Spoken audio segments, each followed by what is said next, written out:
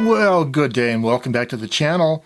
Well, if you're a typewriter hobbyist and you have at least one typewriter, eventually you've discovered that you're going to have to get a new ribbon. And you might have also discovered that it is more economical to buy your ribbons in bulk, large spools, than it is to buy individual ribbons prepackaged. So when you are buying ribbons in bulk, either a 330 yard or a 660 yard ribbon pack, as they commonly come in, you'll discover that if you have the kind of machine that uses eyelets for auto-reversing the ribbon, you're going to have to install eyelets on your new ribbons. And so this has become an issue over the years. I oftentimes like to buy things locally because I can get them quickly, not have to wait for shipping to come from out of town. But the local craft stores only have the larger eyelets with the crimping tool. They're like about 1/4 of an inch, maybe 6 millimeters in diameter. But the original eyelets that you get from commercially made ribbons have a much smaller eyelet. And so I've been on the search for finding eyelets that are more like the original smaller eyelets, and I think I've found some. So let's look at it. Stay tuned. So this is one of the craft store eyelets that I've been using. They're roughly 1/4 inch in diameter, and this is what it looks like when you crimp them onto the ribbon. They don't look all that good. They're extra big.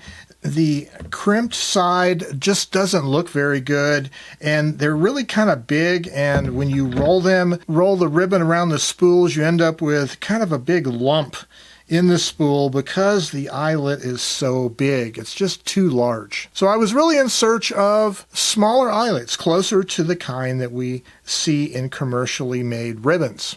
Well, this is a commercially crimped eyelet.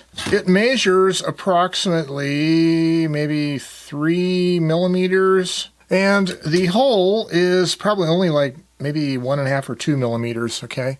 So that's the standard commercial eyelet that I see in typewriter ribbons.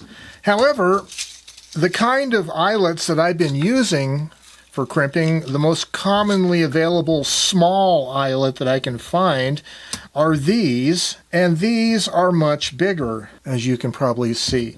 These I get at craft stores. They measure about maybe 7 millimeters or 1/4 inch roughly. And so I've been using these, but they are a little too big and bulky, and it would be nice to find some eyelets that are much closer to the original factory size. And of course, I've been shopping around, and on Bezos's shipping company website, I found these particular eyelets. They're advertised as 2 millimeters, which I believe, let's pull one out here, I believe that's the hole diameter. That looks pretty darn close, much closer than the bigger eyelet. Here is the bigger one that I've been using. So you can see it's much closer, so 2 millimeters. So when you buy this particular pack of eyelets, it also comes with the tool for doing the actual eyelet crimping. Comes with the anvil and this tool here, and you need to have a hammer in order to crimp it together. So actually, let's put an eyelet in. Well, I've already done a test eyelet and an old piece of ribbon here. So the silver eyelet is the commercial or factory original eyelets. The bronzish color is the ones that I found that are advertised as 2 millimeters. They are still slightly larger than the original, but they're much smaller than the clunky big ones that I have been using. Okay, so to do this crimping, I'm going to need the little eyelet, the anvil, the tool, and yes, that's right, you need a hammer to do the banging. So what I really want to do first of all is put a hole in the ribbon for the eyelet to go through. So I'm going to decide where I want, where the hole should be, and I'm just going to put this tool, I'm going to center the ribbon over the hole in the anvil, take this tool, and pound the tool into it, and now I have a little hole in the ribbon. So the next thing I want to do is I want to put the shank of the rivet, or the eyelet, through the hole in the ribbon. like that.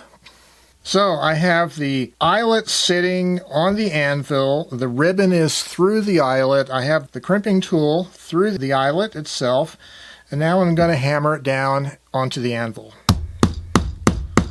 And here is the crimped eyelet.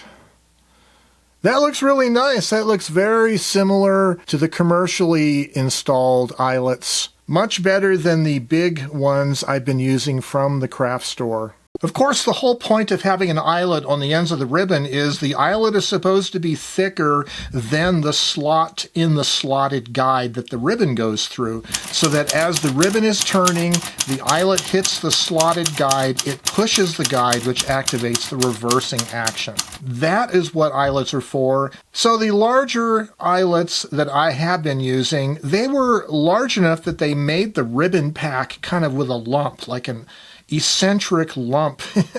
They were so fat, and I was having to take a pair of thin pliers and curve the eyelet after I crimped it on so that it sort of conforms to the round pack of the ribbon.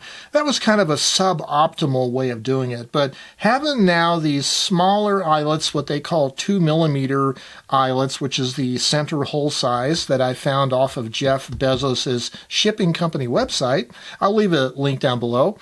It looks like it works quite well. Now, the only caveat that I see in this new eyelet thing that I got is the new eyelets I got don't have a crimping tool, a hand-operated crimping tool that uses a hand anvil and a tool that you have to use a hammer on. There's probably out there somewhere a nice crimping tool for these smaller 2mm eyelets, but I haven't sourced that yet. So you might want to look around for an eyelet crimper for the smaller 2mm eyelets. But in the meantime, I'll leave a link down below for these eyelets that I found. I hope they work well for you. And as always, keep those typewriters working, stay creative, and have yourselves a great day. Bye-bye for now.